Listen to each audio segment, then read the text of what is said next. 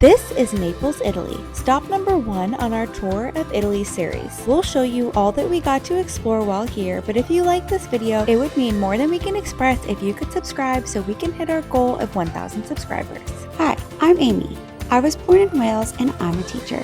This is Alex. He was born in Ukraine and he's a doctor. In 2024, we decided to take our careers on the road. We're spending the year traveling full-time and working remotely. Feel free to follow along each week as we move from country to country and give you our travel tips for each place. Hello and welcome to Naples. My name is Amy. That is Alex.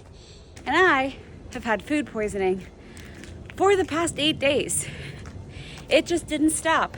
Maybe it wasn't food poisoning, I don't know. But the first activity Alex is having me do after my bout of food poisoning is a hike. Not a regular hike, not a hike up a regular, beautiful, tree-filled tunnel. It's a hike up a road with no sidewalk with like a 45-degree incline. Nothing particularly special about it, but apparently the view at the top is great. And I am struggling. I've eaten probably 500 calories in the past week, so I'm not very strong. I'll show you what the view looks like at the top if I make it. Anyway, welcome to our channel.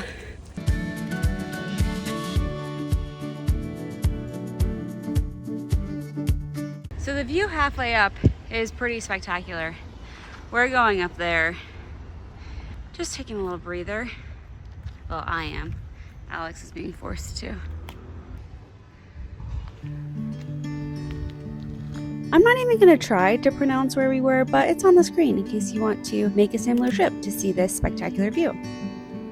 It was a particularly picturesque day and the visibility was great. We were able to see all the way over to the island of Capri. The view was worth the hike if I was healthy. The boats on the water almost looked fake from up there, but seeing them gave us the idea to look up a day trip that involved being on the water, so that may give you a little hint for next week's video. And listen, I know Naples can sometimes have a reputation of not being the nicest part of Italy, but you really can't beat its location when you consider the ease at which you can get to multiple gorgeous places for a day trip. You can easily access the Amalfi Coast, Pompeii, Mount Vesuvius, and even Rome. We made our way back down the hill and stopped to say hi to this beautiful cat. We decided a sweet treat was in order, so we stopped into a donut shop on the way home. You could either get a full donut like the ones you see on the bottom, or you could get that cut into little pieces and then choose from a plethora of different toppings. We chose the little pieces. They coat them in sugar first, and then we chose a white and dark chocolate drizzled on top.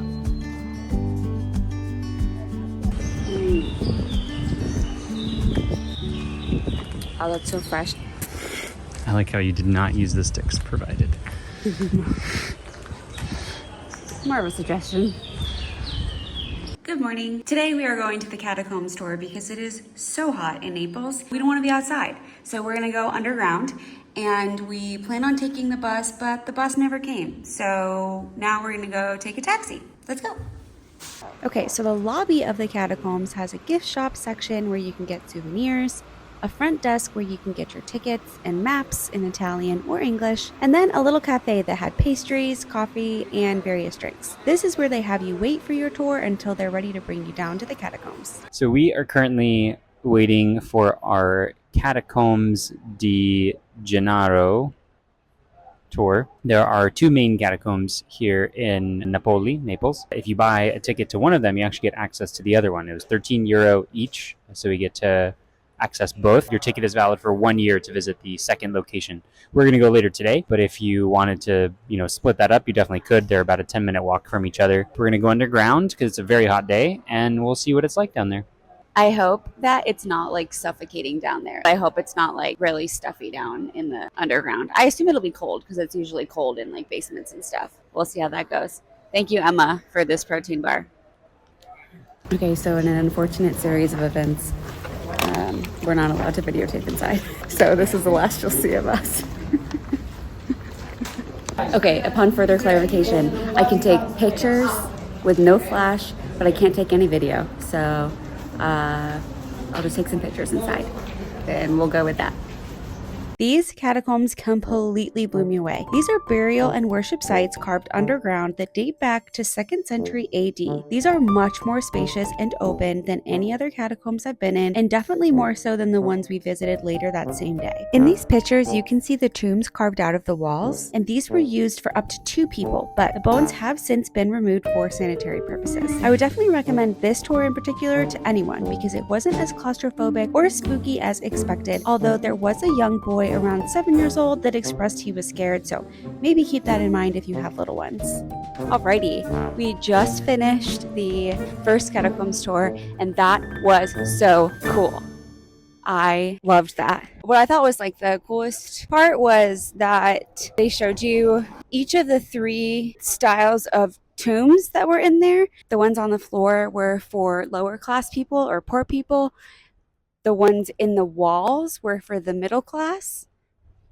And then richer families would have like an entire section of kind of like a cutout of the wall, like their own little room almost in the wall. Luckily, it was not hot at all. It was almost cold. I was like convinced there was air conditioning down there, but it felt really nice. And now we are walking to our second catacomb tour of the day, which is only about 10 minutes from the first one. Okay, so these are the catacombs of San Gaudioso. The tour starts above ground in the Basilica of Santa Maria, and this is an incredibly stunning building with rich history, but you don't spend much time here before you head down a set of very narrow stairs and underground to the tombs. Now, these catacombs are the second largest in Naples, but be warned, they are incredibly claustrophobic. It's easily walkable even if you're a large human, but you may have to duck in some places. There are some very well preserved mosaics and frescoes or paintings down here, especially in the section of special graves that were reserved for nobles. The bones have also been removed from these sites except the skulls, which are still there and on full display.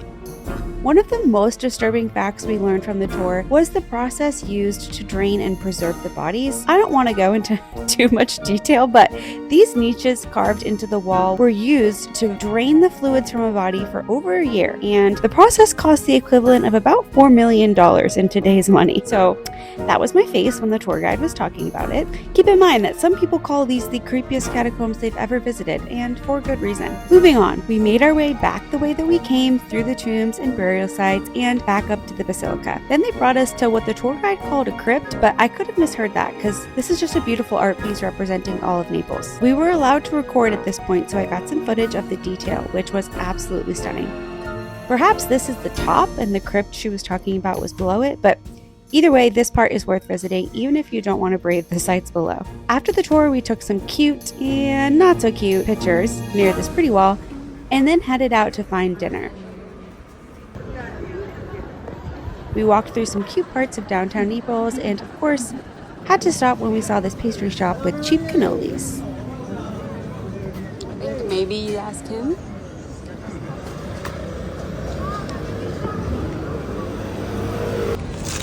Alec finished it before I could film anything.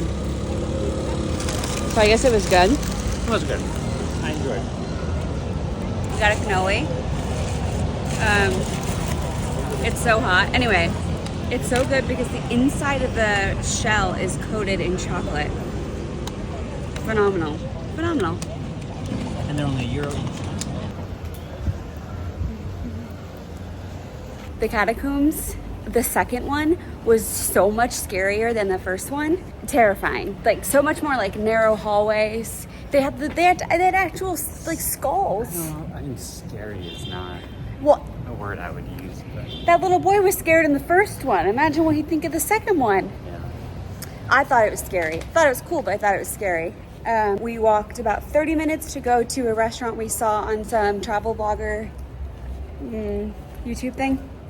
And it's called Sana. There we go. The walk was in a really nice part of Naples with gorgeous architecture and a perfect time of day with the sun beginning to set. However, people eat dinner really late in Italy, so there was absolutely no one in the restaurant besides us. A lot of dinner places actually didn't open until closer to 8 p.m., which is really late for us personally, so that limited our choices while we were there. Randomly, this restaurant had outlets at the table, which is actually quite nice for tourists needing to recharge. Our entrees here were just okay, but the buffalo mozzarella appetizer, oh my goodness. This is the creamiest mozzarella I have ever had, and the tomatoes are so sweet in Italy that it's honestly almost candy. After dinner, we went next door to the shopping gallery inside a gorgeous setting called Galleria Umberto, and it's directly across from the San Carlo Opera House. It had mostly high-end name brand stores, and I guess historically it's always been a luxurious and fashionable space to shop and eat. After I took a lap around Sephora, we happened to stumble across a pride parade mixed with kind of like a football celebration for the Euros, since this night Italy was playing against Switzerland. It was so fun to see the city so vibrant, but the crowds were a little intense, so we walked towards the water to see if we could catch the sunset and perhaps find somewhere local to watch the game.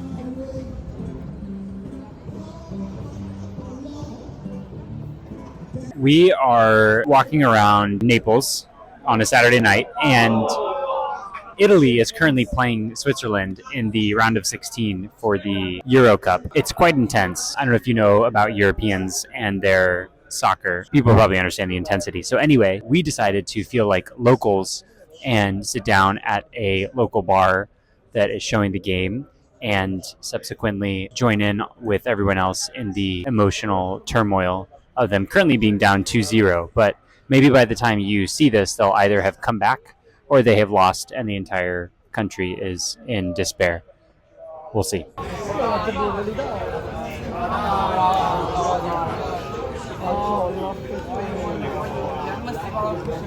We're back home now. Italy lost the game, and we left the pub and we walked along the water while the sun set, got some gelato. It was a nice walk.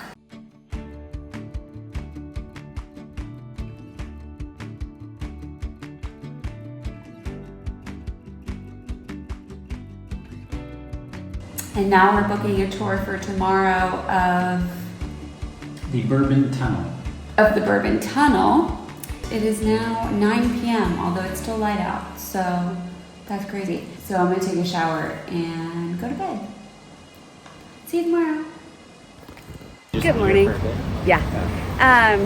Good morning. Today the bus did come, so we took the bus. In fact, it was a little bit early. So. It was. We had to do a little, it was like 2 minutes early, and we were like 3 minutes early. Now we're walking to the Bourbon Trail. Bourbon Tunnel. Bourbon Tunnel. Also underground because it's also really hot today. We'll see if I can record in this one, but something tells me I'm not going to be able to. Stay tuned. Although this one isn't like spiritual or anything, it was literally a tunnel that was made for the king to be able to escape if the palace was attacked. So there's not like any grave sites or anything like that. It's more of just like a cool underground tunnel. So maybe there will be some recording. Oh, okay. Stay tuned. The walk to the Bourbon Tunnel was the prettiest walk in Naples that we had had so far. I particularly love this street-lined street, and it provided some much-needed shade on a hot Italian summer day. Alex was indeed correct, and we were allowed to record in the tunnel. He touched on this a little bit, but it was initially built for Ferdinand II as an escape route during the riots of 1848. But because of issues with the width of the tunnel and existing water quarries, it was never actually used for that purpose. It was told to citizens that the tunnel was being created as a shopping mall, but it's now believed that that was entirely false, and with the building issues and lack of funding, it never became that either. However, during the war between 1939 and 1945, the tunnel was used as a shelter for citizens. Between 5,000 and 10,000 Neapolitans sought refuge here, many of whom lost their homes during numerous bombings. They have left a lot of what was found from this time period, including bed frames, bicycles, chamber pots, and even the entire bathroom system that had been built. After the war and until 1970, the Bourbon Tunnel was used as a police car pound and also as a makeshift landfill. Our tour guide told us almost all of the tunnel was filled with old cars and trash, and that it was almost entirely forgotten about until volunteers in the early 2000s spent years cleaning it out. In 2007, geologists working in the tunnel discovered a walled passage that separated it from another large cavity that had been turned into an air raid shelter. Walking through and seeing this history was probably my favorite thing we did in Naples. The entire underground of this city, including the catacombs, is such a unique thing to experience, but also perfect for hot days. Apart from the initial walkway down to the tunnel, which was actually a really narrow stairway that seemed to go on forever, the rest is actually not claustrophobic, with a lot more open space than I imagined. We just left the Bourbon tunnel and it was really cool. I knew that it was originally dug for the escape of King Ferdinand, I guess, as like an escape route outside the city during riots in that time. After that, it was then really forgotten about until World War II, when it was then used as a bomb shelter when the Allied forces were bombing Naples. There were two main parts to that shelter. There was two neighborhoods, one kind of more wealthy, one not as much. And they had two separate areas for the shelter that they would then go into when the air raid sirens went off. And sometimes they had to be there for days at a time based on the bombing. So, but it was really cool. We got to see so much of it. And they then completed it during World War II because it actually wasn't fully completed during King Ferdinand's ruling. And then they used it as an impound lot. And that's why you see a bunch of cars and motorcycles down there. So that was pretty cool to see all those tetanus-laden rusty cars. I would highly recommend it. It was nice and cool down there. A little claustrophobic at times, but in general, it actually was a pretty cool sight to see. One of the other cool things was they had like a Vespa graveyard. I really liked that. Not very accessible if you're not okay on stairs. They do have like a tour that you could go on, but you miss about 40% of the tour. So not very accessible.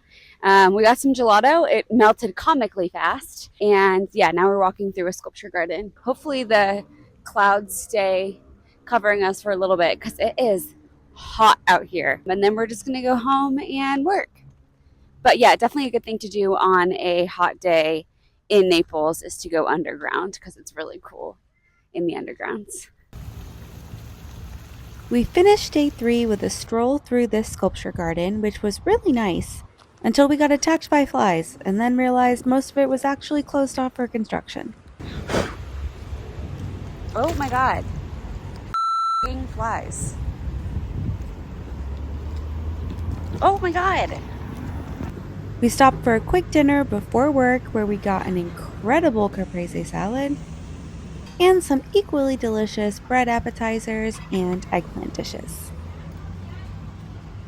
Hello and good morning. I just got my hair cut. I needed a trim because the water here is so bad. My hair was like fried. He definitely took some liberties by giving me curtain bangs, it looks like.